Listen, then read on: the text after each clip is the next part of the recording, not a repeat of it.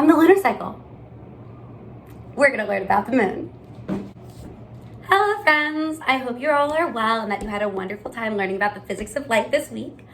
Please remember that you are only required to submit work for one of the 2 science experiments this week, and the deadline is extended until Monday. This week, you can also do this optional extension activity. Our extension activity this week is to create a model of the lunar cycle. Ms. Kat noticed that a lot of us in our conclusions were making connections between what we're learning about light energy and reflection to the moon phases that we see at night. So this is Ms. Kat's model of the lunar cycle. Lunar means moon, and cycle means it goes around and around and around and around. There are lots of cycles in nature. So you can see that I have my new moon when we cannot see the moon, and then as I cycle my crown, the moon starts to grow into a crescent, quarter moon, gibbous, full moon, and then after the full moon, it shrinks again into a gibbous, quarter moon, crescent, and new moon once again. So if you would like to stick around,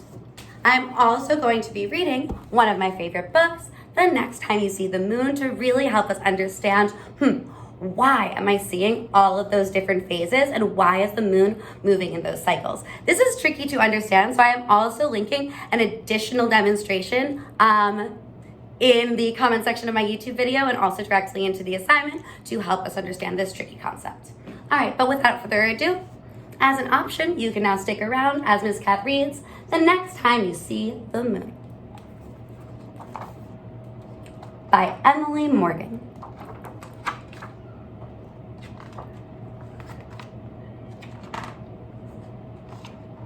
Next time you see the moon, look carefully for a few minutes.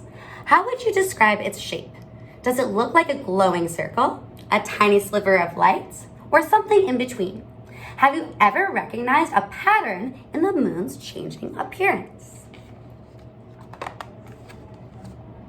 The moon's beauty and changing shape have inspired art, music, poetry, and storytelling throughout history. Have you ever wondered why the moon appears to have different shapes at different times of the month? Because of its orbit. The moon's orbit is the path the moon follows as it travels around Earth. The moon's different shapes or phases have to do with its particular location in this orbit.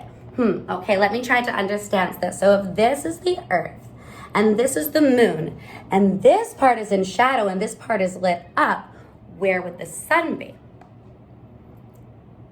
And then if you're standing on Earth and half of the moon is always lit, what do you think the moon would look like on Earth right now for the people standing here?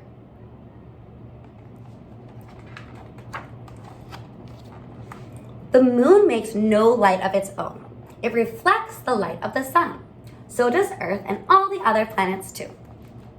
Half of the moon is always lit by the sun, but when that lighted side faces away from the Earth, we can't see the moon at all. Okay, I'm starting to understand. So half the moon is always lit, but sometimes that lit side is completely facing away from us like it's doing right now, because right now we're just after a new moon. We call that phase new moon. There you go. As the moon orbits Earth, a few days later, we can begin to see a tiny sliver of the lighted side, a crescent moon. So let me move my crown to a crescent moon. As the moon continues on its path around Earth, day after day, we can see more of the part that reflects sunlight. When we can see half of the moon's lighted side, we call this first quarter moon. There you go, there's my first quarter moon.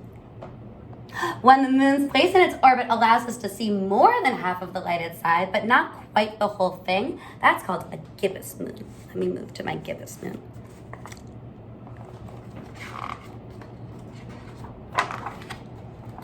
Several days later, we can see the entire lighted side of the moon, a beautiful full moon.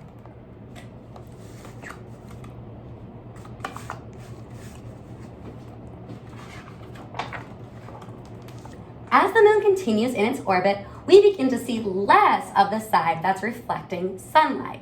We see a gibbous moon again, but this time the light is on the opposite side of the moon. The gibbous moon is followed by the last quarter moon. Okay, so half the moon is always lit. This is when we can see the entire side that's lit. And then it starts to move away more, and then we can see the gibbous. A few days later, we can expect to see another crescent moon. After that, we are back to a new moon, and the cycle begins again. I love cycles and thinking about all of the cycles in nature. I think it's so beautiful how everything goes around and around and around. If you keep track of the moon phases for a while, you will discover that it takes about a month, 29 days, to observe all the moon's phases. This is because it takes about a month for the moon to orbit the Earth. So when you look at the moon today, know that you will see the same phase again about a month from now. Wonderful. So if right now the moon is a little tiny crescent, in a month it will again be a little tiny crescent. The phases of the moon always occur in the same order. In the days after a new moon, we see more and more of the lighted side. We say the moon is waxing, which means growing. Of course, the moon is not actually growing. We are just seeing more of the lighted side as the moon orbits Earth. After a full moon, we begin to see less of the lighted side. We say the moon is waning, which means shrinking. We see less and less of the lighted side until we are back to a new moon and the cycle begins again. All of these changes happen because the moon is orbiting Earth.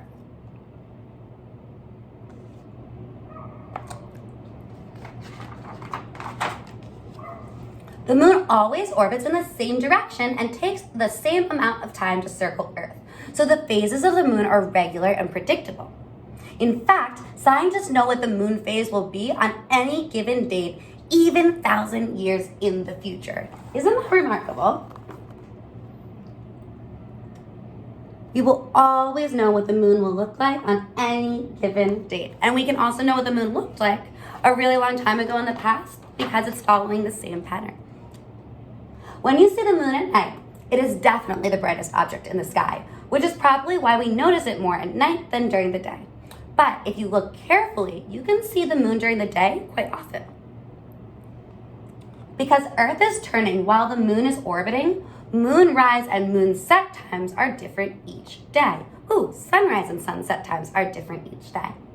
Sometimes the moon rises at night and other times it rises during the day. One thing always remains the same. The moon rises in the eastern sky and sets in the western sky, just like the sun and stars, because Earth always turns in the same direction. So, the next time you see the moon, remember that the shape you see depends on where our moon is in its orbit around Earth. Half of the moon is always reflecting light from the sun, and we can see different parts of the lighted side as the moon travels around our planet. Isn't that remarkable? I feel so fortunate and lucky that we have our moon as our friend to our Earth. It's a very nice companion that we get to see all the time. All right, friends, so I hope you have a really nice weekend. And this is now an optional activity. You can make a crown just like Miss Kat's, or if you have another idea of your own for how you can make a model of the lunar cycle, you can do that as well, and just submit a picture of what you did to this assignment. All right, friends, see you later. Bye.